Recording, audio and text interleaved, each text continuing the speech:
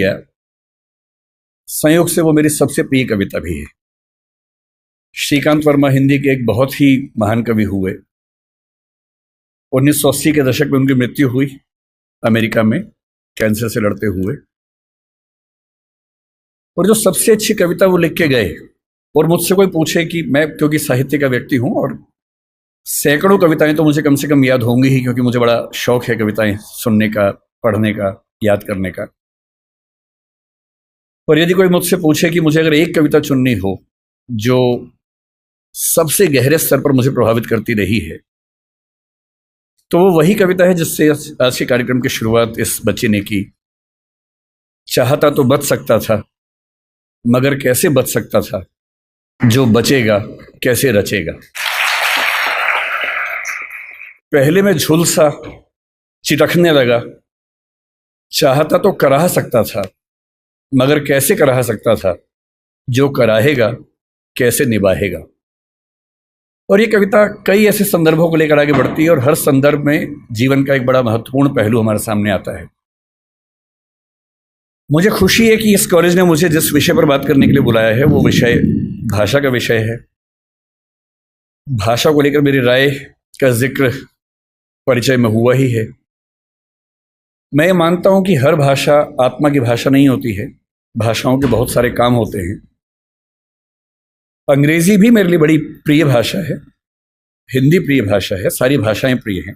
मैं उन लोगों में नहीं हूं जो किसी एक से प्रेम करने के लिए बाकी से नफरत करना पसंद करता हो। मैं सबसे प्रेम करना पसंद करता हूं, और उसमें हिंदी मेरी मातृभाषा है। तो जो प्यार माँ से होता है वो हिंदी से है, ये कहने में मुझे दुनिया के किसी भी मंच पर ना संकोच है, ना झिझक है, ना कोई भय है।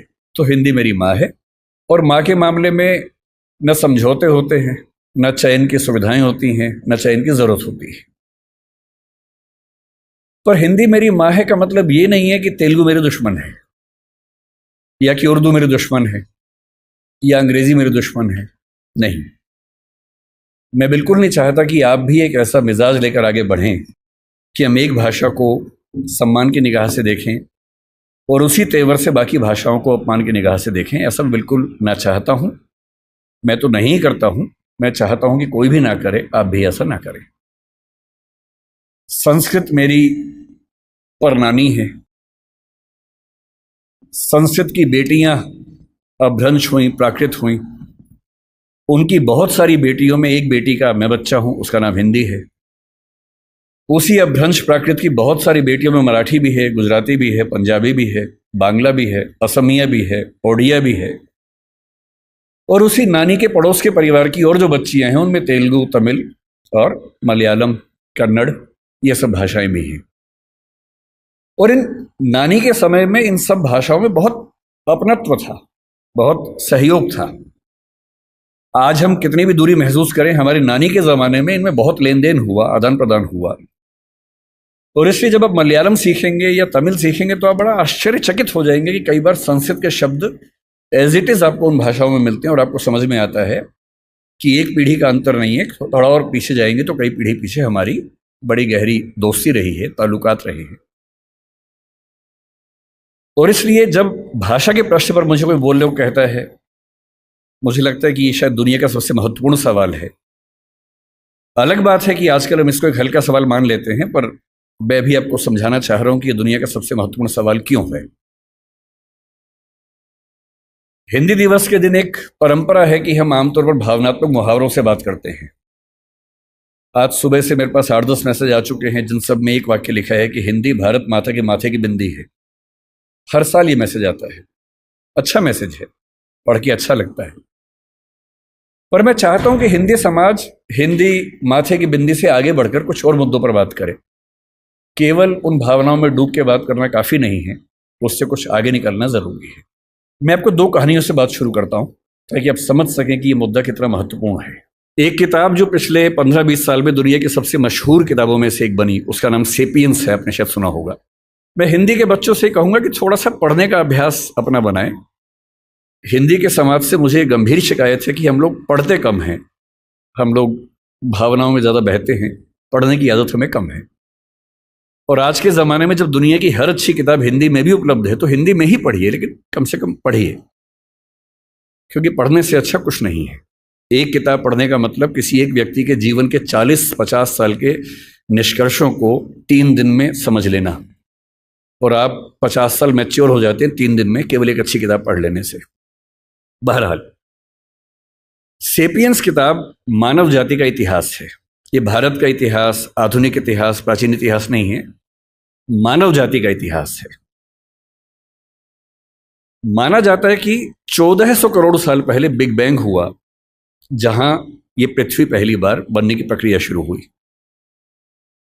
450 करोड़ साल पहले पहली बार जीवन अस्तित्व में आया, अमीबा आया। उसके बाद लंबे समय तक खूब घटनाक्रम होते गए। हम कहीं नहीं थे उस समय। 3 लाख साल के आसपास पीछे जाएं तो एक परिवार पैदा हुआ जिसको होमो कहते हैं। होमो का मतलब हमारा परिवार। उस होमो परिवार में एक हम हैं, होमो सेपियंस, क्योंकि हम होमो परिवार में सेपियंस नाम की शाखा हैं। उस परिवार में और भी शाखाएं थी। निएंडरथल एक बहुत प्रसिद्ध, आपने नाम सुना होगा, ऑस्ट्रेलोपिथेकस का नाम सुना होगा, होमो इरेक्टस का नाम सुना होगा। ये सारे के सारे वो जीव थे जो होमो सेपियंस के आमने सामने जिंदा थे और संघर्ष में थे।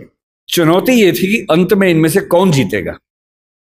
ये व्यावहारिक तौर पर संभव नहीं था कि ये सारे साथ साथ चल सके। ये बात सुनने में अच्छी लगती है कि सब साथ साथ चले, पर इवोल्यूशन की हिस्ट्री में बहुत व्यावहारिक नहीं होता है। एक सवाल यह भी था कि होमो परिवार का कोई प्राणी क्या चिंपैंजी को, बंदर को, इन सबको हरा पाएगा, क्योंकि उस समय तक ये सारी स्पीशीज लगभग बराबर संघर्ष में चल रही थी। आज से 70,000 साल पहले तक ये सब यूं ही चल रहा था, और फिर एक घटना घटी। उस घटना को सेपियंस किताब के लेखक ने, जिनका नाम युवाल नोआ हरारी है, उन्होंने संज्ञानात्मक क्रांति या कॉग्निटिव रिवॉल्यूशन का नाम दिया, और ये घटना 40,000 साल तक चलती रही। और इस बात पर बड़ा गहरा विचार किया कि क्या वजह थी कि होमो सेपियंस जिंदा रहा, निएंडरथल मर गया। हम मानते हैं कि निएंडरथल वो है जो यूरोप की आज की जो स्पीशीज है उसका पूर्वज था। ऑस्ट्रेलोपिथेकस मर गया, इरेक्टस मर गया, और जितने परिवार के जंतु थे वो सब मर गए, और होमो सेपियंस इन सबसे कमजोर होने के बावजूद बच गया और इतना सफल भी हो गया। निएंडरथल के बारे में उसने लिखा कि अगर आमने सामने आ जाएं तो निएंडरथल होमो सेपियंस को मार मार के अधमरा कर सकता था, वो इतना ताकतवर था। उसके बाद भी खत्म हो गया। क्यों खत्म हो गया? और तब आता है वो सिद्धांत जो आज की इस डिस्कशन की शुरुआत का बिंदु है। होमो सेपियंस इसलिए जिंदा रहा क्योंकि उसके पास भाषा की क्षमता थी। भाषा की क्षमता बाकियों के पास भी थी, चिंपैंजी के पास भी है, बंदर के पास भी है, पर बंदरों पर खूब प्रयोग हुए। बंदर हों, अन्य स्पीशीज हों, तोता हमसे ज्यादा ध्वनियां बोल सकता है, हमसे ज्यादा। इसके बाद भी तोता सफल नहीं हो पाया क्योंकि वो उतना सोच नहीं पाता है। चिंपैंजी की भाषा, बंदर की भाषा, निएंडरथल की भाषा सीमित भाषाएं थी। वो एक आवाज में पूरा एक वाक्य बोलते थे, और ऐसे प्रयोग आज भी होते हैं। अगर आप जंगलों की आवाजें सुनेंगे तो बंदरों की एक आवाज का मतलब एक पूरा सेंटेंस होता है। जैसे एक आवाज का मतलब है कि शेर आया, जैसे एक बंदर आवाज निकालेगा सारे बंदर पेड़ पर चढ़ जाएंगे। फिर दूसरी आवाज का मतलब होगा शेर चला गया, वो सुन के सब उतर जाएंगे नीचे। भाषा वैज्ञानिकों ने वो आवाजें रिकॉर्ड कर ली और एक बार अच्छे म्यूजिक सिस्टम से एक जंगल में जाके आवाज प्ले कर दी, शेर आया, और वो आवाज सुनते ही सारे बंदर पेड़ के ऊपर चढ़ गए। और फिर आपस में देख रहे थे किसने बोला, और 10-15 मिनट के बाद दूसरी आवाज प्ले की, शेर चला गया, सारे बंदर नीचे उतर गए। एक आवाज, एक वाक्य। इंसान की भाषा की सबसे बड़ी खूबसूरती यह है कि वो डिस्क्रीट भाषा है, विविक्त भाषा है, जिसका मतलब यह है कुछ 25-30 ध्वनियों से, 50 ध्वनियों से हम अरबों शब्द बना सकते हैं, और अरबों शब्दों से खरबों वाक्य बना सकते हैं। इतनी लचीली भाषा हमारी है जिसमें किसी भी बात को कहने के 50 तरीके हमारे पास हैं, और ये तरीके इस संसार में किसी और स्पीशीज के पास नहीं है। इसीलिए होमो सेपियंस बन पाया और आज अगर हम जिंदा हैं, आज हम चिंपांजी से बेहतर हैं, गोरिल्ला से बेहतर है, बंदर से बेहतर हैं, और होमो इरेक्टस से बेहतर है, निएंडरथल से बेहतर हैं, जिंदा हैं, तो इसकी मूल वजह है हमारी भाषा की क्षमता। जो चीज़ें मुफ्त में मिलती हैं उसकी कीमत हम नहीं समझते हैं। भाषा ऐसी एक चीज़ है, मुफ्त में मिल जाती है तो हमें लगता है कि ये तो ऐसे ही है। लेकिन जब आप इस नज़रिए से समझेंगे कि भाषा ही वो चीज़ है जो हमें मनुष्य बनाती है, तो शायद इस बात का महत्व ज़्यादा अच्छे से हम समझ पाएंगे। भाषा को लेकर झगड़ा जो आज के समय में है, हम आज हिंदी की बात कर रहे हैं, किसी और कोने में कोई किसी और भाषा की बात कर रहा होगा। ऐसा क्यों नहीं होता कि दुनिया में एक ही भाषा होती? ऐसा क्यों है कि भाषाएं बहुत सारी हैं? ना बहुत सारी भाषाएं होती ना झगड़े होते, सब एक ही भाषा बोल रहे होते। सोचने में कितना अच्छा लगता है। तो ओल्ड टेस्टामेंट में जो यहूदियों का बाइबल का हिस्सा है उसमें कहानी आती है, उसको बोलते हैं बेबीलोनिया की या बाबिल की कहानी। कहानी ये है कि एक बार ईश्वर ने, यहूदियों के ईश्वर याहवे ने, जब देखा कि मनुष्य बहुत पाप कर रहे हैं तो उसने बहुत तेज बाढ़ पैदा की। ये वही बाढ़ है जो आपने आज से 10 साल पहले एक फिल्म 2012 में देखी होगी। ये उसी बाढ़ की कहानी है। इतनी ज्यादा बाढ़ की सारी इंसानी सभ्यता नष्ट हो जाए, क्योंकि ये लोग इतने पापी हैं। और ईश्वर को ये लगा कि मैंने गलती कर दी इन लोगों को मनुष्य बना के, इनके तो पाप खत्म नहीं होते हैं। नाराज होकर उसने सारी सभ्यता को विनाश करने के कगार पे खड़ा कर दिया। हम भारतीय सभ्यता में प्रलय की कल्पना करते हैं, कुछ कुछ वैसी कल्पना वहां पर एक बाढ़ की कल्पना है। और तब ईश्वर को यह भी लगा कि अगर सारे खत्म हो जाएंगे तो सृष्टि बनाने का जो पर्पस था वो खत्म हो जाएगा। तो ईश्वर ने अपने एक नबी को भेजा जिनका नाम था नूह या नोआह। ये युवाल नोआह हरारी के बीच में भी जो नाम है नोआह, ये वही नोआह नाम है। और उनसे कहा कि तुम जाओ, जितनी भी स्पीशीज है उन सब की एक एक पेड़ को बचा लो ताकि सभ्यता को फिर से शुरू कर सके।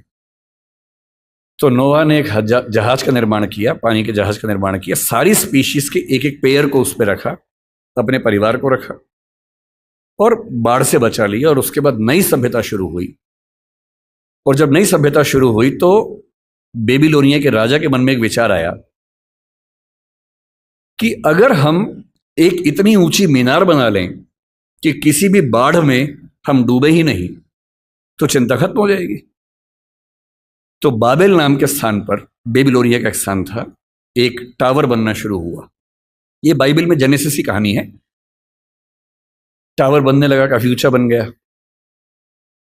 और बनते बनते ईश्वर को यह लगा कि ये मेरी शान में गुस्ताखी हो रही है, क्योंकि मैं बाढ़ ले आऊंगा उससे बचने के लिए ये मेरे खिलाफ साजिश कर रहे हैं। तो ईश्वर ने क्या किया, एक कमाल कर दिया। उसने उस टावर पर काम करने वाले व्यक्ति और बाकी व्यक्तियों को भाषाओं में बांट दिया ताकि वो एक दूसरे की बात ना समझ सके। और एक कहानी चलती है कि अगर आप चाहते हैं कि सारे मनुष्य एक ना हो तो उनको भाषाओं में बांट दीजिए।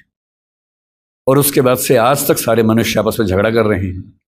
ये कहानी ऐतिहासिक रूप से कितनी सही है मुझे नहीं पता, मिथक है, धर्म की बात है, पर ऐसी कहानियां किसी कंसेप्ट को समझने के लिए बहुत काम की कहानियां होती हैं।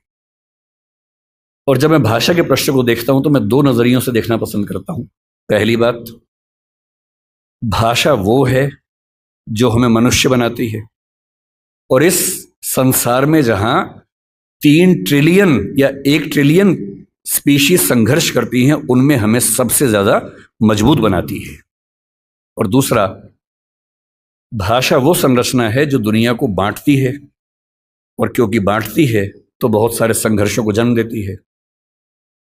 लोग कहते हैं कि धर्म बहुत ताकतवर है, जाति बहुत ताकतवर है। मेरी नजरिए में भाषा सबसे ताकतवर है।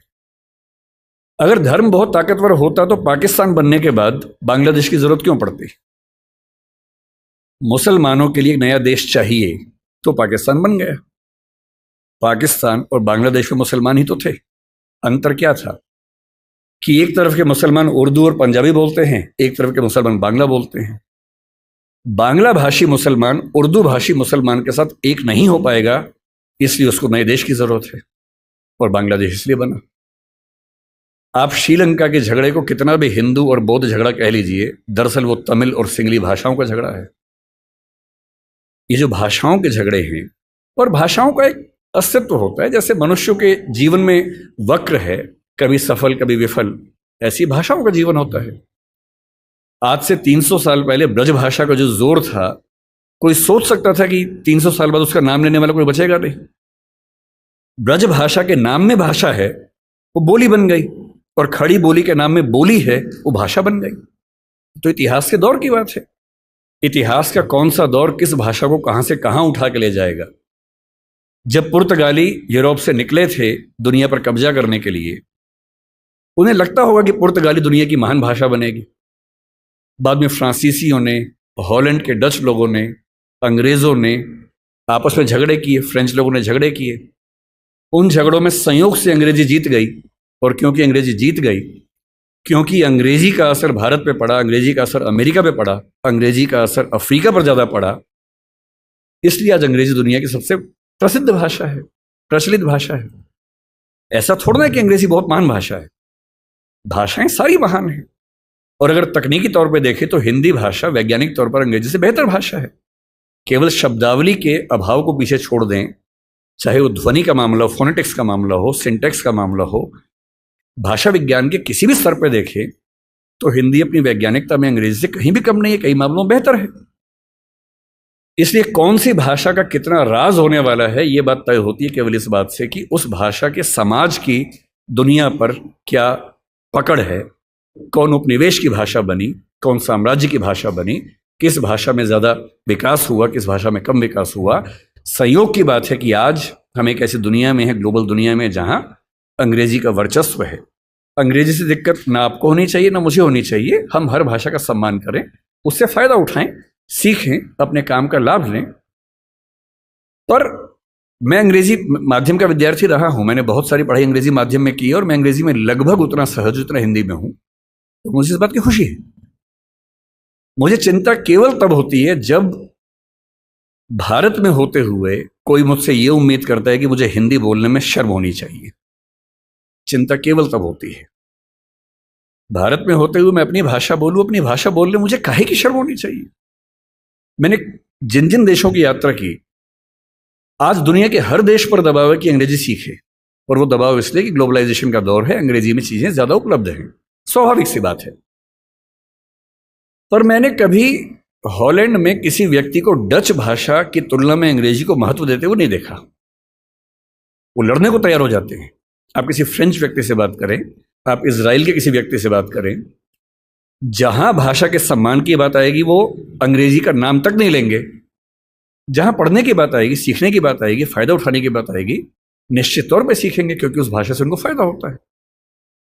और आज की जो बातचीत हमारी होने वाली है वो कुछ कुछ उसी तौर पे होने वाली है कि आज हमारी क्या स्थिति है, हमें क्या करना चाहिए, क्या बहुत डरने की जरूरत है। ऐसा तो नहीं कि हम बिना बात के खौफ में हों, पर मुझे लगता है कि हम बिना बात के खौफ में ज्यादा रहते हैं। और जब मैं हिंदी की बात सोचता हूं और मिरांडा हाउस के संदर्भ में सोचता हूं, तो मुझे लगता है कि हिंदी की स्थिति कुछ कुछ वैसी ही है जैसी द टेम्पेस्ट नाटक की नायिका मिरांडा की थी।